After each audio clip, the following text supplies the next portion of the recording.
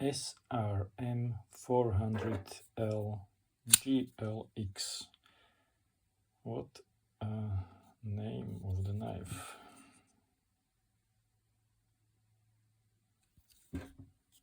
I took this one because the handle shape, it's fantastic.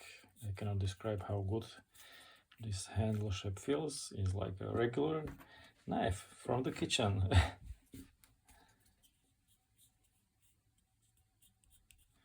This texture goes this way, which probably I will sand down with sandpaper.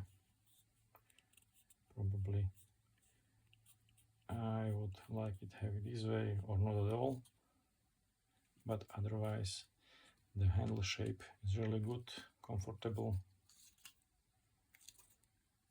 This is what I'm looking for in a knife, pocket knife handle.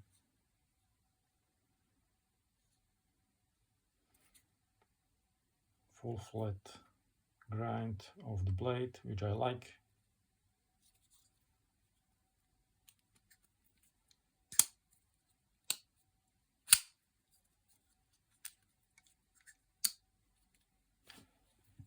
They made really this hidden flipper.